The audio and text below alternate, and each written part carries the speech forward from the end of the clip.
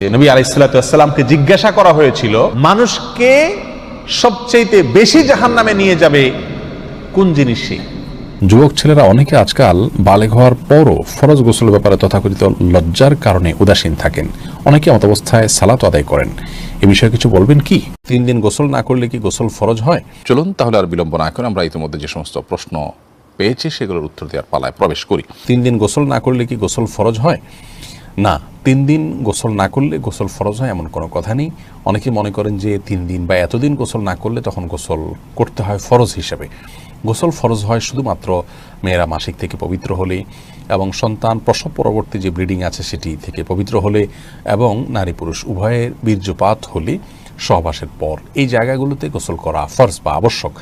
এছাড়া এতদিন গোসল না করলে গোসল আবশ্যক হবে এমন কোনো কথা নেই। কেউ গোসল করা ছাড়া 5 দিন 7 দিন 10 দিনও যদি থাকেন তারপরেও গোসল ফরজ হয় না। তবে হ্যাঁ, এরকম দীর্ঘ সময় গোসল না করে থাকা এটা অনুচিত, কারণ পরিচ্ছন্নতা এটা ঈমানের অংশ, এটা নেকামলের অংশ।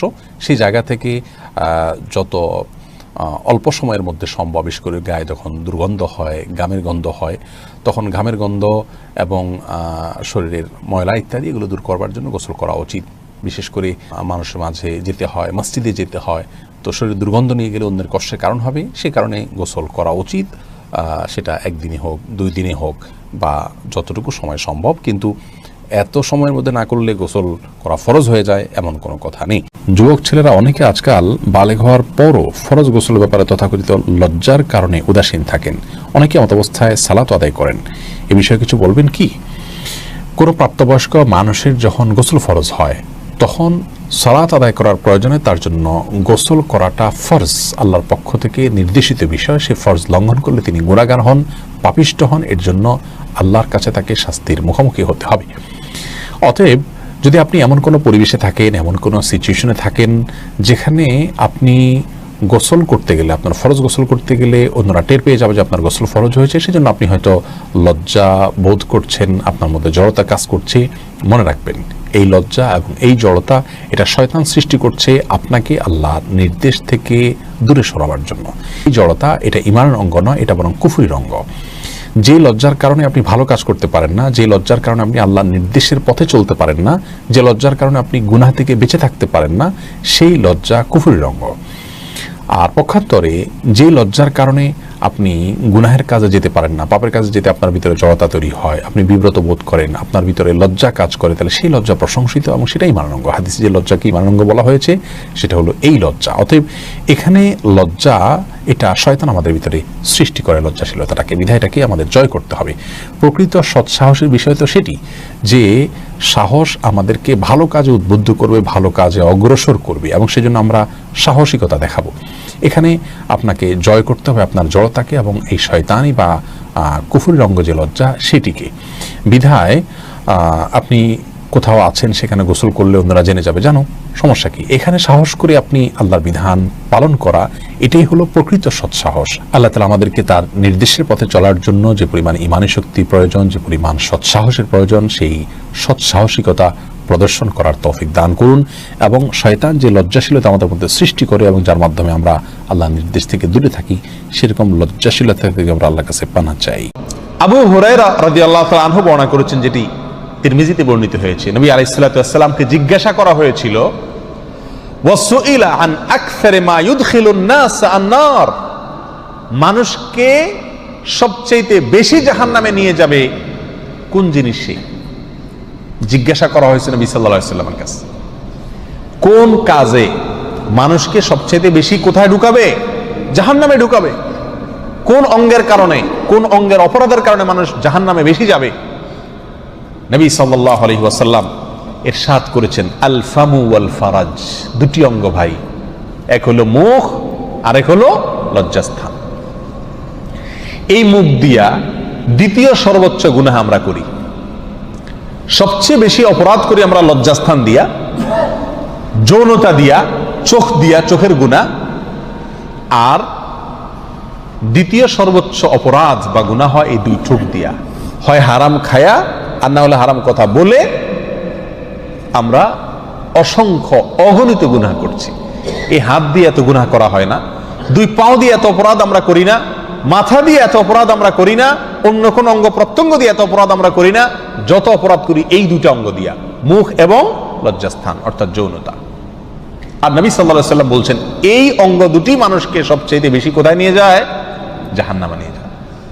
আমার ভাইয়েরা, এই দুটি হাদিস আমাদের সামনে যদি রাখা হয়, আমরা যে বার্তাটা এই দুই হাদিস থেকে পেলাম সেটা হলো জান্নাতে যাওয়াটা অনেকখানি নির্ভর করে আমার যৌবনে কালি না লাগার উপরে, চরিত্রে দাগ না লাগার উপরে জান্নাত অনেকখানি নির্ভর করে। আর এর বিপরীতে জাহান্নামে যাওয়া অনেকখানি নির্ভর করে এই লজ্জাস্থান অথবা যৌনতাকে যেখানে সেখানে যেমনি খুশি এমনি ব্যবহার করা। এটা জাহান্নামে যাওয়ার অন্যতম প্রধান কারণ সমূহের মধ্যে একটা। প্রিয় ভাইরা, ইবলিস শয়তান এই হাদিসগুলো সে জানে, আমরা না জানলে কি হবে? ইবলিসে জানে। এই জন্য ইবলিসে এই গুনাহগুলাকে আমাদেরকে দিয়ে সবচেয়ে বেশি করায় ছাড়ছে, যেন আমরা জান্নাতে যেতে না পারি আর জাহান্নামে যেন আমরা যেতে হয়। আল্লাহ তাআলা আমাদের সবাইকে আমাদের চরিত্রগুলোকে পবিত্র করার এবং রক্ষা করার তৌফিক দান করুন। অনেক ভাই রাতে শোন সকালে 8টার দিকে 7টার দিকে ওনার ডিউটি, তো উনি ভোর রাতে উঠে ফজর পড়ে ঘুমটা নষ্ট করতে চান না। কারণ হলো মাঝখান দিয়ে ফজর পড়লে ঘুমের মুডটা নষ্ট হয়ে যাবে, আর নষ্ট হয়ে গেলে আর ঘুম আসবে না। সেজন্য উনি একসাথে 7টার দিকে উঠেন। 7টার দিকে উঠে এরপর উনি বাথরুম সেরে টয়লেট সেরে অজু করে নামাজটা পড়েন। এখন ওনার নামাজ হবে কিনা? প্রিয় ভাইয়েরা, সেই সব ভাইদেরকে আমি বলতে চাই, আপনি যেই কোম্পানির ডিউটি করেন সেই কোম্পানি আপনাকে নির্দিষ্ট একটা সময় ডিউটি করতে বলছে নাকি? 8টা টু 5টা আপনার ডিউটির টাইম। আপনি কি করলেন?